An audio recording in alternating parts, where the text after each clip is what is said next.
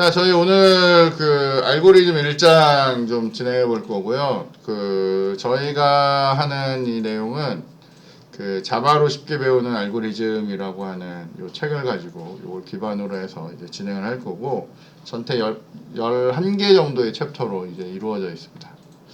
오늘은 첫날이어서 그렇게 어렵지 않은 내용으로 이제 진행할 거고요. 일단 1장에서는 알고리즘이 뭐냐 이런 거에 대해서 좀 배울 거고요. 그 다음에 알고리즘적으로 문제 해결하는 과정이 어떻게 되느냐, 그 다음에 알고리즘 표현 방식은 어떻게 되고 알고리즘을 어떻게 분류할 거냐, 뭐 이런 아주 기본적인 것들을 이제 배울 거예요. 되게 간단하니까 뭐 부담 없이 들으시면 되겠습니다. 자, 일단 알고리즘이 뭐냐 라고 이제 얘기할 거예요. 여러분들이 뭐 자료 구조도 배우고 알고리즘도 배우는데 도대체 두 개의 차이가 뭐냐, 이런 것도 좀 고민해 보셔야 되는데, 일단 저희가 보통 알고리즘이라고 하면 여기 이 한 줄로 딱 정의가 되어 있습니다. 어떤 문제를 해결하기 위한 단계적인 절차예요. 혹은 그걸 해결하기 위한 방법이라고 보시면 돼요. 자, 그래서 어떤 문제를 단계적으로 해결하기 위해서는 저희는 일단 기본적으로 어떤 순서가 좀 있어야 되고요. 그 순서는 굉장히 구체적이고 명확해야 돼요. 그래서 누가 하던 그거대로만 따라하면 그대로 다 이루어질 수 있으면 됩니다. 자, 그 다음에 또 중요한 게 뭐냐면, 알고리즘은 어쨌건 어떤 입력을 받아서 뭔가 처리하고 나면 답이 나와야 돼요. 답이 없으면 할 필요가 없겠죠, 그죠? 그러니까 답이 있어야 된다는 것도 아주 중요한 거예요. 자, 그래서 저희가 알고리즘에 대한 개념을 잡아보면, 우리가 일반적으로 현실 세계의 문제를 여러분이 뭔가 풀려고 해요. 그러면 어떻게 하냐면 그 문제를 좀 명확하게 이해를 해야 되고요. 첫 번째 문제 이해가 제일 중요한 거고요. 두 번째는 그거를 이제 풀 수 있는 방법, 그 절차를 이제 만들 거예요. 그걸 이제 저희는 알고리즘이라고 할 거고, 그래서 그 절차나 이런 것들이 잘 만들어지면 이제 실제로 컴퓨터로 만들어낼 겁니다. 그러면 저희가 이런 부분을 구현이라고 이제 얘기하는 거죠. 자, 그래서 저희는 어쨌건 여기 이렇게 여러 단계가 있는데, 이 중에 사실 제일 중요한 건 뭐예요? 이 문제가 정확하게 뭐냐, 요거 인식하는 게 제일 중요합니다. 그리고 그 문제를 풀기 위해서 논리적으로 생각하는 거죠. 그리고 이 생각이 정확하게만 되면 프로그램을 만드는 건 일도 아니에요. 이거는 요걸 못하는 거는 이제 능력이 떨어지는 거고요. 그 외의 경우에는 이제 잘 만들어낼 수 있습니다. 자, 그리고 보통 컴퓨터 프로그램이라고 하면 어떤 입력이 들어오면 그거에 의해서 결과가 나오는 이런 식으로 된 경우라고 이제 보시면 돼요. 자, 그래서 저희는 이런 과정을 통해서 이제 문제를 이제 해결해 나갈 겁니다. 자, 알고리즘이라고 한다면 적어도 이 세 가지 조건을 갖고 있어야 돼요. 첫 번째는 명확해야 되고요. 명확해야 된다는 거는 알고리즘은 일단 애매모호하면 안 돼요. 누구라도 정확하게 이해할 수 있는 상태여야 됩니다. 두 번째는 정확성이 있어야 돼요. 그래서 모든 유효한 입력에 대해서는 반드시 올바른 해가 출력이 돼야 돼요. 그런 정확성이 있어야 되고, 정지성도 되게 중요해요. 내가 어떤 처리를 하고 나면 정해진 시간 안에 끝내야 됩니다. 이게 만약 시간 안에 끝나지 않으면 그건 이제 좋은 알고리즘이라고 얘기할 수 없어요.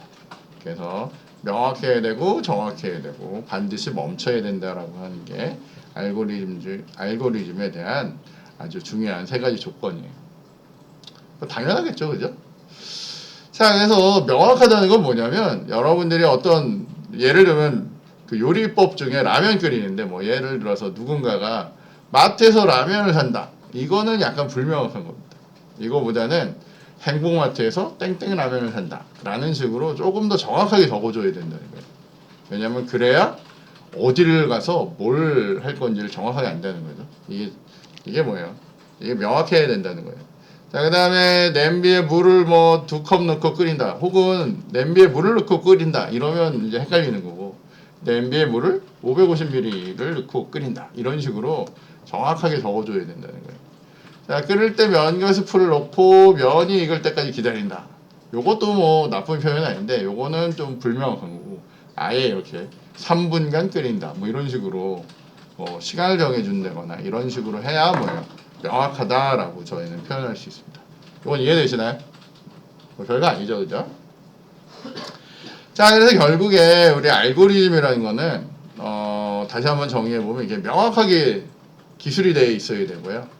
그 다음에 유효한 입력에 대해서 어떤 입력이 좀 정확한 어떤 입력에 대해서 반드시 어떻게 유한한 시간 내에 정확한 결과를 만들어내면 그걸 저희는 알고리즘이라고 얘기할 거예요. 그리고 사실은 조금 더 우리가 좀 단순하게 얘기하면 문제를 푸는 과정 또는 방법이라고 생각을 하시면 돼요. 그거를 저희는 알고리즘이라고 얘기할 겁니다. 뭐 이렇게 하면 이제 다음에 누군가가 여러분들한테 알고리즘이 뭐냐라고 물으면 딱 명확하게 답을 하시면 되겠습니다. 할 수 있겠죠? 그죠? 네. 잘 할 거라 생각합니다.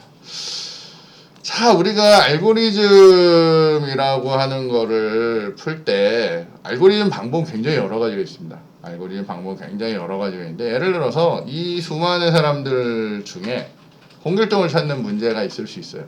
이 수많은 사람들 중에 홍길동을 찾는 문제가 있는데 우리는 항상 조건이 두 가지예요. 시간적으로 따질 거냐, 공간적으로 따질 거냐. 그래서 시간적으로 혹은 공간적으로 얼마나 효율적인 거냐, 요걸 이제 보통 많이 따집니다. 근데 나중에 보시면 알겠지만 공간은 큰 의미가 없어요. 요즘은 워낙에 공간이 넓어지기 때문에 메모리가 넓기 때문에 공간은 크게 신경 안 쓰지만 시간은 되게 중요한 문제예요. 그러니까 얼마나 빨리 결과를 얻어올 수 있냐, 이게 되게 중요한 문제인데 이게 방법적으로 두 가지 질문 방식이 있어요. 하나는 모든 학생한테 순서대로 너 홍길동이냐? 홍길동이냐? 홍길동이냐? 홍길동이냐? 물어서 결국 홍길동을 찾는 방법이 있고요. 또 다른 더 좋은 알고리즘은 뭐냐면 아예 여기에다가 자, 홍길동 있나요? 라고 물어보는 게 어때요? 더 효율적인 알고리즘이라는 거예요. 그러니까 이왕이면 여러분들은 이 두 번째 방식의 알고리즘을 찾을 수 있어야 되겠죠? 그죠? 자, 이거를 찾는 방법은 여러 가지가 있습니다. 아주 효율적인 알고리즘을 찾는 방법은 첫 번째는 여러분이 공부를 열심히 해가지고 여러분이 어떻게 해요? 그런 방법을 만들어내는 거죠. 아주 좋은 방법을 만들어내는 거고 두 번째 방법은 뭐예요? 두 번째 방법은 이미 똑똑한 사람들이 잘 만들어 놓은 알고리즘을 잘 갖다가 쓰시는 거예요. 그게 사실은 좋습니다. 전에 제가 옛날에 여러분들 수업 시간에 한번 그런 얘기 했는데 옛날의 프로그램은 어떻게 만들지가 목표예요. 아, 소팅을 해야 돼. 이걸 소팅을 어떻게 하지? 요게 문제란 말이에요. 근데 이미 만들어진 소팅 방법이 몇십 가지, 몇백 가지가 있기 때문에 이제 더 이상 소팅의 문제는 뭐 큰 문제가 아니에요. 근데 효율적인 소팅 알고리즘이 뭐지를 찾은 다음에 그걸 어떻게 갖고 오지를 하는 게 사실 문제, 더 큰 문제예요. 그래서 요즘의 프로그램은 외워죠, 외워. 그러니까 무슨 얘기냐면 여러분이 어떤 문제를 풀려고 할 때 이걸 어떻게 만들지도 고민할 수 있지만 그거보다는 이게 도대체 어디 있지를 찾아서 누군가 잘 만들어 놓은 좋은 알고리즘을 가져오거나 잘 만들어 놓은 모듈을 들고 오거나 잘 만드는 소스를 가지고 와서 어떻게 해요? 내가 붙여 쓸 수 있으면 돼요. 그게 우리는 더 효율적이라고 합니다. 그러니까 하나에서 열가지를 다 만드는 게 좋은 게 아니에요. 사실은 지금은. 어떻게 해요? 좋은 라이브를 잘 갖다 쓰는 게 더 좋은 방법이라고 생각하시면 돼요. 그러니까 어떻게 해요? 세상엔 뭐가 있는지를 아는 게 되게 중요한 겁니다. 근데 다시 한번 얘기하지만 새로운 걸 접하는 제일 그 나쁜 방식 중에 하나가 뭐냐면 수업 시간에 배우는 거죠. 수업 시간 하나 배워가지고 가는 거고.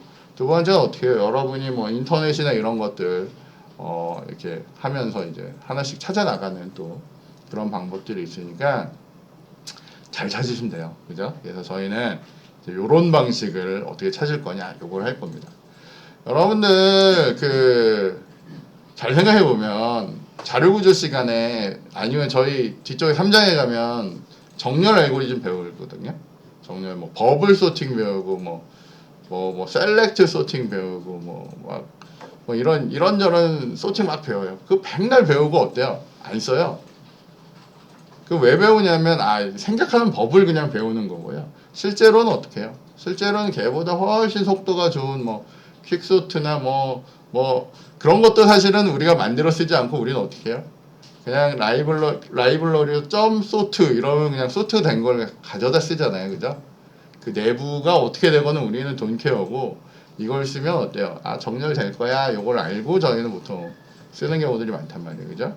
자, 그러니까 이제 저희는 어쨌건 지금 이 과목은 뭐예요? 어떻게 하지를 배우긴 하지만 그것도 되게 중요하지만 어떻게 해요? 어디지를 찾을 수 있도록 여러분이 많이 노력을 하시면 좋을 것 같습니다. 자, 그래서 저희는 어쨌건 이런 걸 만들 거고 이런 것들을 찾아서 쓰는 방법을 익힌다라고 보겠습니다. 자, 이제 우리는 이제 뭔가 세상을 살다 보면 여러 문제를 부딪힐 건데 이제 문제 해결 과정을 한번 생각을 해보는 겁니다. 일단 첫 번째는 이 문제가 뭔지를 잘 이해를 해야 됩니다. 세상에서 이게 제일 중요해요. 여러분이 뭔가를 잘하고 싶잖아요. 그러면 어때야 돼요? 문제를 잘 이해해야 됩니다. 근데 대부분 이 문제를 잘못 이해해서 결과가 아주 엉뚱하게 나오는 거죠. 그러니까 이 문제를 아주 정확하게 잘 이해를 하셔야 됩니다. 그 다음에 어떻게 해요? 이 문제를 풀 수 있도록 절차를 만들어야 되죠. 그게 뭐야? 우리 알고리즘이라고 얘기했단 말이에요. 문제를 해결하는 방법을 잘 설계를 할 거예요. 자, 그 다음에 어떻게 해요? 그 알고리즘이 정확한지, 그 알고리즘에 문제가 있는지 없는지를 어떻게 해요? 증명을 해야 돼요. 일반적으로. 보통 요거 잘 안 하긴 하지만 증명을 합니다. 그리고 알고리즘 분석을 해요. 어떻게 해요? 시간적으로 어떻지, 공간적으로 어떻지 라고 하면서 여러분들이 보통 그 옛날에 비고표기법 이런 거 배우셨죠? 들어는 보셨죠? 비고표기법. 그래서 보통 알고리즘을 표현할 때 시간 복잡도하고 공간 복잡도 이런 걸 얘기하는데 특히 시간 복잡도에 대해서 비고표기법이라는 걸로 알고리즘을 분석합니다. 얘가 얼마나 효율적이지 라고 해서 그걸 나타내는 거예요. 그래서 그런 분석이 반드시 있어야 됩니다. 그러니까 우리는 보통 뭐예요? 결과가 제일 중요하죠. 소팅이 되냐 안 되냐가 중요한데 잘 생각해보면 소팅은 당연히 돼야 돼요. 그래서 그거보다 더 중요한 건 뭐예요? 얘가 1초 만에 되느냐? 100초 걸리느냐? 이게 더 중요한 문제예요. 그래서 요즘의 알고리즘은 어때요? 시간의 문제라고 보시면 돼요. 그래서 그런 알고리즘을 이제 분석을 할 겁니다. 그리고 걔가 괜찮다 싶으면 어떻게 해요? 그 알고리즘을 이제 진짜 구현해서 저희 갖다 써먹는 거죠. 그래서 문제를 정말 풀어나가는 게 우리 뭐예요? 문제 해결 과정이라고 보시면 돼요. 상식적으로 생각해보면 뭐 당연한 얘기예요. 그죠? 다시 한번 보면 문제 잘 이해하고요. 알고리즘 잘 문제 이게 어떻게 풀 건지 순서 잘 정하고요. 그 다음에 정확성 증명하고요. 그 다음에 알고리즘 분석하고 알고리즘 구현하는 과정으로. 하다 보면 문제를 잘 이해했다고 내려와서 설계를 하는데 설계하다가 실제로 정확성 증명해보면 막 좀 꼬일 때 있거든요. 그럼 어때요? 다시 가서 다시 설계하셔야 돼요. 그리고 뭐 정확성 증명이 잘 됐지만 알고리즘 했는데 속도가 너무 안 나와. 그죠? 알고리즘 분석이 시간이 너무 오래 걸려. 그럼 어때요? 또 다른 방법을 생각해 보셔야 돼요. 그러니까 시간이 그러니까 나중에 보시면 알겠지만 데이터가 몇 개 없을 때 상관없는데 이게 1억 개쯤 됐다. 근데 시간이 뭐 2박 3일 걸렸다. 이러면 이제 못 쓰는 거죠. 어떤 애는 1억 개인데 이거를 뭐 5초 안에 해결하는데 어떤 애는 뭐 2박 3일 걸려. 이러면 어때요? 당연히 그 알고리즘 잘못된 거예요. 2박 3일 걸리면. 그렇기 때문에 그런 것들을 다 분석을 하게 돼요. 그리고 잘 됐다. 그러면 이제 구현해서 이제 진짜 만들어서 쓴다라고 보시면 되겠습니다. 자, 그래서 이제 문제를 이해하려고 해요. 문제를 이해하려고 할 때 어떤 문제가 이제 주어질 거예요. 주어진 문제는 이런 게 될 수 있죠. 자, 정렬된 정수들을 그러니까 그 정수가 이렇게 쭉 주어져요. 리스트로 쫙 주어지면 그 주어진 목록에서 어떤 특정한 값을 찾고 싶은 거예요. 특정 데이터를 찾자. 뭐 이게 나한테 주어진 문제예요. 자, 그러면 우리는 뭘 해야 되냐면 고민을 해야 될 게 일단 첫 번째는 정수들이 오름차순이냐 혹은 내림차순이냐 뭐 요거를 한번 고려를 해봐야 돼요. 그러니까 데이터가 나열되어 있는데 이 데이터가 그냥 나열되어 있는 데서 찾을 거냐 아니면 정렬된 데서 찾을 거냐라고 하는 걸 고민하셔야 된다는 거예요. 그래서 어떤 상태인지 이것도 좀 고민해 봐야 되고요. 두 번째는 출력 결과를 찾았다 혹은 없다 이 두 가지면 되냐 뭐 이런 것들을 이제 고민해 보는 거예요. 그 다음에 목록에 있는 정수들의 개수는 정해져 있는지 아니면 개수가 뭐 계속 늘어나는 그런 경우인지 그것도 이제 고려를 해야 되고요. 그 다음에 정수들의 값이 완전히 다른 애들을 쓰느냐 아니면 같은 애도 있느냐 요거에 따라서도 알고리즘이 달라져요. 그래서 살다 보면 같은 값이 들어가 있을 수도 있잖아요. 그죠? 그리고 어떤 경우는 전혀 다른 값들로 되어 있을 수도 있단 말이에요. 그때 사용하는 알고리즘이 다르다라고 이제 보시면 됩니다. 자, 그래서 뭐 예를 들어서 이 안에서 내가 숫자를 특정한 숫자 74라는 애를 이제 찾으려고 하는 그런 경우라고 했을 때 저희는 이 숫자를 볼 때, 이 리스트를 볼 때 얘네들을 고려하는 거예요. 그래서 정렬됐냐? 아니면 뭐 이게 그냥 정해진 숫자들이냐? 뭐 이런 것들에 대해서 일단은 문제를 잘 이해하고요. 그 상황에 맞춰서 이제 알고리즘을 고려해야 됩니다. 자, 그래서 우리가 생각할 수 있는 거는 첫 번째로는 만약에 얘네들이 정렬되지 않은 경우라면 제일 베스트한 알고리즘이 뭐냐면 그냥 순차 탐색입니다. 맨 앞부터 그냥 물어보면 찾는 거예요. 이게 제일 좋은 방법일 수 있어요. 근데 만약 정렬되어 있으면 그건 좋은 방법은 아니에요. 그러니까 일단 데이터를 좀 확인해야죠. 자, 그 다음에 두 번째는 만약에 이게 정렬된 경우다 라고 하면 저희는 어떻게 하냐면 얘를 이진 탐색이라는 걸 써요. 이진 탐색. 이진 탐색은 어떻게 해요? 내가 갖고 있는 전체 값에서 이 반에 해당되는 위치를 찾습니다. 그리고 어떻게 해요? 여기를 찾은 다음에 내가 찾으려고 하는 어떤 값이 있잖아요. 얘를 74면 74가 요 중간에 찾은 요 값보다가 크면 요쪽에 가서 찾는 거고요. 작으면 요로 가서 찾는 거예요. 그러니까 내가 어떻게 해요? 탐색의 범위를 반씩 줄여나가는 거예요. 그러니까 기존 방식보다는 좀 빨라져요. 자, 그래서 이제 요거는 이제 확인을 했으니까 이제 나머지 애들 이만큼 중에서 반을 찾아서 그러고 나서 다시 물어보는 거예요. 이 반값 중에 요 값이 작으냐 크냐 이렇게 물어보는 거예요. 작은 경우니까 이제 1로 이동을 하는 거예요. 뭐 이런 식으로 이동해 가면서 찾는 그런 방식이에요. 자, 이런 걸 뭐라고요? 이진 탐색이라는 거예요. 자, 이진 탐색의 제일 전제 조건은 뭐예요? 정렬이 되어 있어야 돼요. 근데 또 중요한 건 뭐냐면 정렬하는 데 시간이 또 한참 걸리겠죠. 어떤 데이터를 정렬할 때 시간이 많이 걸려요. 일단 정렬이 됐다 치면 어때요? 굉장히 빠른데 정렬이 안 된 경우라면 얘가 더 좋은 알고리즘일 수도 있어요. 근데 단 조건은 뭐냐면 이렇게 순차로 찾을 때는 어때야 돼요? 개수가 적을 땐 좋아요. 개수가 이렇게쯤 되는데 그 중에 특정수를 일일이 찾는다? 이건 너무 어려운 일입니다. 근데 이렇게를 정렬을 한 다음에 그런 다음에 찾아 나갈 때는 반씩 줄이면서 찾아 나가기 때문에 속도가 이게 훨씬 빨라요. 네, 그럴 때는 이런 이진 탐색이라는 걸 써요. 나중에 저희가 만들어 보면서 쓸 거예요. 자, 제일 중요한 거는 자, 저희가 이제 아직은 안 하겠지만 제일 중요한 건 뭐냐면 이진 탐색을 할 때 이 중간수를 어떻게 구하느냐 이거예요. 중간수를 어떻게 구할 거냐. 이게 제일 중요한 겁니다. 이걸 구하려면 우리는 뭘 알아야 돼요? 배열이 가지고 있는 인덱스라는 걸 알아야 돼요. 얘 각각의 위치를 알고요. 보통 어떻게 해요? 제일 작은 값 더하기 제일 큰 값을 반땅을 하죠. 그리고 어떻게 해요? 이제 정하는 거예요. 왜냐하면 이게 홀수로 있으면 딱 중간을 딱 구할 수 있는데 홀수가 아닌 경우면 어쨌건 이쪽이냐를 하나 골라야 되죠. 그러면 어떻게 해요? 상한, 하한 뭐 이런 걸 해가지고 소수점 이하를 버릴 거냐? 아니면 그냥 무조건 올림을 할 거냐? 이걸로 해서 중간값을 정하는 거예요. 그건 규칙이에요. 그래서 만약에 이 두 개가 이렇게 여기에 하나가 더 있어가지고 이 두 개가 내 중간값이 된다면 이제 정하는 거죠. 요쪽을 정할 건지 요쪽을 정할 건지 룰을 하나를 정한 다음에 그쪽으로 이제 가는 거예요. 그게 제일 중요한 거예요. 그래서 알고리즘 할 때 그런 것도 이제 잘 고민하셔야 돼요.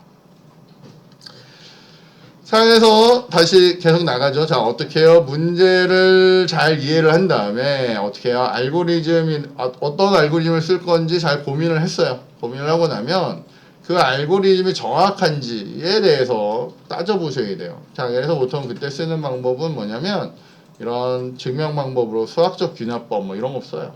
좀 복잡한데 어쨌건 저런 걸 씁니다. 자, 그래서 정확성 증명을 위해서는 모든 유효한 입력에 대해서 유효한 시간 내에 정확한 결과가 만들어낼 수 있냐 이걸 보이는 거예요. 자, 여러분들 혹시 이 수학적 균합법이라는 거 혹시 배운 적이 있거나 기억이 나나요? 이게 뭐냐면 데이터가 되게 많단 말이에요. 여기 뭐 어쩌고 저쩌고 막 이렇게 데이터가 이렇게 있어요. 그러면 데이터가 이렇게 있으면 보통 어떻게 하냐면 맨 첫 번째 요 경우가 맞다고 보이고요. 두 번째 요게 임의의 의미의 요게 K번째라고 치면 이 K번째가 맞다고 가정을 한 다음에 그 다음에 뭐 하냐면 K 플러스 1번째가 맞다고 보이잖아요. 맞다는 걸 증명하면 그 다음부터는 다 증명이 된다라고 하는 방식이 뭐냐면 수학적 귀납법이에요. 이거 보통 뭐 이렇게 여러 문제들 있잖아요. 일반적으로 저희 뭐 1에서 10까지의 합을 구하자 뭐 아니면 1에서 100까지의 합을 구하자 뭐 이런 거 할 때 그때 요런 수학적 귀납법이 되느냐 뭐 이런 걸 보일 수 있어요. 그러니까 저희 그런 거 있잖아요. 뭐 어떤 수의 합은 n-1인가요? 요걸로 이제 구할 수 있잖아요. 그죠? 이게 됩니까? 라고 하는 거를 어떻게 해요? 1일 때 값을 넣어가지고 이게 만족된다는 걸 보이고요. 1일 때 이게 만족된다는 걸 보이고 그 다음 어떻게 해요? K일 때 만족된다고 가정을 한 다음에 K 플러스 1일 때 성립함을 보이면 돼요. 그러면 이제 이게 되는 게 수학적 귀납법이에요. 그래서 보통 문제 풀 때 이걸로 제일 많이 푸는 이런 방식이에요. 근데 보통 프로그램 할 땐 잘 안 해요. 그죠? 프로그램 할 땐 잘 안 하는데 어쨌건 요거를 가정을 하고 저희 문제를 풉니다. 자, 그 다음에 이제 알고리즘에 대한 효율성이라는 걸 보는데 알고리즘에 대한 효율성은 여러 가지로 이제 나눕니다. 알고리즘에 대한 효율성은 여러 가지로 나누는데 아까 얘기했듯이 첫 번째는 시간에 대한 효율성 이걸 나타내요. 두 번째는 공간에 대한 효율성을 나타내요. 세 번째는 코드에 대한 효율성을 나타내요. 시간에 대한 효율성은 얘가 얼마나 빨리 실행되는지가 관건이에요. 빠를수록 좋겠죠? 그러니까 이왕이면 그러니까 예를 들면 이거예요. 조금 전에 봤듯이 여러분이 1에서 예를 들어서 10까지 합을 구합시다 라고 하면 우리는 어떻게 해요? 우리는 습관적으로 포문을 만든단 말이에요. 프로그램으로. 이걸 몇 번 돌려요? 10번 돌려서 만든다고요. 그 다음에 이거 어떻게 해요? 100까지 구하자. 그럼 100번 돌리는 거고 1000까지 구하면 1000 구합니다. 그죠? 근데 그 아까 전에 제가 보여드렸던 걔가 가우스인가? 그 사람이 수학적으로 딱 만든 거예요. 어떻게 해요? 여기서 여기까지의 합은 이렇게 구하는 거예요. 여기 마지막 수에다가 이거 빼기 1인가? 이렇게 해가지고 구하면 그 수가 나와 라고 증명을 했어요. 그러면 이거는 어때요? 이건 그냥 n값만 요 맨 마지막 값만 여기다 딱 넣으면 값이 빵 나오는 거예요. 이건 뭐예요? 이거 상수 시간에 구할 수 있는 방식이에요. 그리고 이건 뭐예요? 이건 물론 컴퓨터가 빨라서 몇 초 안 걸리긴 하지만 이건 루핑을 엄청 돌려야 되는 거예요. 그럼 뭐가 더 효율적이에요? 당연히 얘가 효율적이에요. 그죠? 나중에 보면 이거는 내 개수가 1000개면 1000번 돌리는 거잖아요. 아니면 10,000번 돌리는 거기 때문에 이거는 비고표기법으로 하면 비고 n이에요. 근데 얘는 어때요?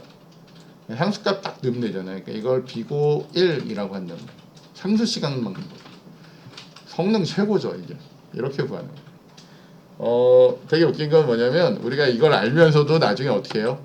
자, 100까지 구합시다. 그럼 폼은 올려버립니다. 그게 이제 보통 프로그램 하는 사람들의 특징인데 어쨌건 그게 증명이 됐으면 그걸로 이제 쓰는 거예요. 자, 두 번째는 공간 효율성. 요거는 컴퓨터 메모리를 얼마나 사용하는지를 이제 고민하는 건데 옛날에는 여러분들은 못 보던 시절 옛날에 한 80년대나 요때 컴퓨터들은 메모리가 컴퓨터의 메인 메모리가 1메가예요. 1메가. 말도 안 되게 작죠. 그 다음에 잘 생각해보세요. 여러분이 갖고 있는 이 시계나 뭐 이런데 요즘은 핸드폰도 메모리가 너무 크니까 뭐 별의별 거 다 하지만 예를 들면 아주 초소형 장비라고 하면 걔 메모리는 너무너무 작겠죠. 그러면 어때요? 그 공간을 잘 쓰고 싶잖아요. 그렇잖아요. 그 공간을 어떻게든 잘 활용하고 싶단 말이에요. 그래서 얼마나 공간을 적게 쓸 수 있느냐 그거를 고려하는 게 뭐냐면 공간 효율성이에요. 여전히 인베디드 환경에선 이게 고민을 하셔야 되는 거예요. 그 다음에 여러분들 그 C 언어에 보면 구조체라고 있잖아요. 구조체가 있고 유니온이 있잖아요. 구조체는 뭐예요? 구조체는 아예 얘가 각각이 필드가 공간을 이만큼씩 잡는 게 뭐예요? 그게 구조체고 유니온은 어때요? 유니온은 같은 공간을 얘가 쓰다가 이렇게 왔다리 갔다리 할 수 있는 애가 유니온이잖아요. 기억도 잘 안 나죠? 어쨌든 그런 자료형이 있어요. 근데 왜 유니온이라는 자료형이 나오냐면 왜요? 옛날에 메모리가 너무 귀하니까 같은 공간을 요렇게도 쓰고 요렇게도 쓰고 싶었던 거예요. 요즘은 아예 공간이 많으니까 어떻게 해요? 그냥 구조체로 잡아서 이런 모양을 따로 만들어서 그냥 써버리는 거고. 옛날에는 요거를 요렇게 이렇게 돌려가면서 이제 조금 정말 1K라도 아껴서 쓰던 게 옛날이거든요. 근데 요즘은 공간 효율성은 뭐 큰 문제 없어요. 이건 신경 안 씁니다. 여전히 시간 효율성이 제일 중요한 거고요. 코드 효율성은 코드가 얼마나 이해하기 쉬운가 이겁니다. 이거는 근데 여러분들 평가를 하고 싶은데 시간이 얼마나 빠르냐는 평가가 가능해요. 공간을 얼마나 쓰냐도 평가가 가능해요. 자, 코드가 얼마나 이해하기 쉬우냐 이건 평가를 어떻게 해요? 여러분 평가할 수 있어요? 수치로 얘를 어떻게 뭐 10점 이렇게 줄 수 별점 주듯이 주는 게 아니잖아요. 그죠? 과학적으로 줘야 되는데 이건 너무 애매한 기준이에요. 그래서 이것도 별로 좋지 않습니다. 효율성 따질 때는 대부분은 다 뭘로 따지겠어요? 요걸로 따집니다. 그래서 저희는 나중에 시간 효율성 잡는 방법에 대해서 이제 배울 거예요.